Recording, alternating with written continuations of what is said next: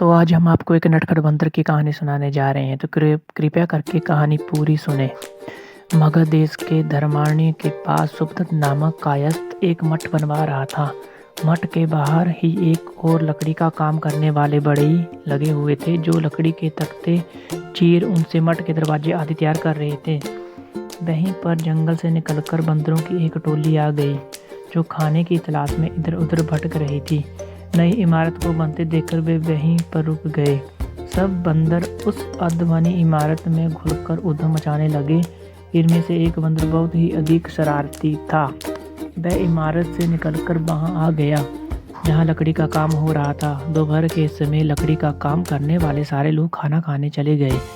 बढ़ई ने एक लकड़ी को आधा ही चीरा था कि खाने का समय हो गया, अतः कहीं चीरे हुए हिस्से आपस में मिल न जाएं, यही सोचकर बढ़ई ने उसमें एक कील लगा दी और भोजन करने चला गया।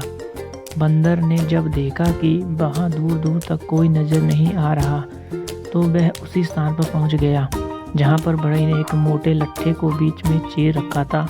बंदर उस चीरी हुई लकड़ी के बीच में फंसी कील को निकालने लगा, लेकिन जैसे ही एक लकड़ी के दो पाटों के बीच में से बंदर ने लंबी कील निकाली, वैसे ही वह दोनों टुकड़े फिर से आपस में मिल गए।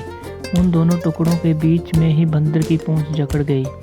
बंदर बहुत देर तक चीखता रहा, तड़पता रहा। उसने खूब चिल्ला कर शोर मचाया, मगर उसे कौन बचाने आता। उसकी पूंछ दोनों तख्तों के बीच में फंसकर चूर चूर हो गई। पीड़ा के कारण देखते ही देखते बंदर के प्राण पखेरु उड़ गए।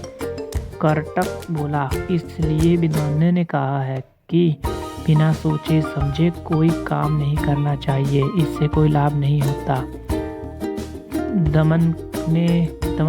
दमनक ने करटक के मुख से ये कहानी सुनी तो वह बोला, भैया मैं तुम्हारी बात मानता हूँ, किंतु मेरा यह मत है कि सेवक को चाहिए कि वह अपने मालिक के कामों को देखता रहे। और विद्वानों ने भी यही कहा है कि जो प्राणी अपने स्वार्थ के लिए दूसरों के बारे में नहीं सोचते, वे कभी भी सुख नहीं पा सकते। सुख और दुख का संबंध तो मानव के अपने शरीर से रहता है।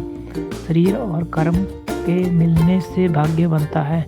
ऐसे ही भूल के कारण तो एक गधे ने चित्कार की और अंत में वह मारा गया। धन्यवाद।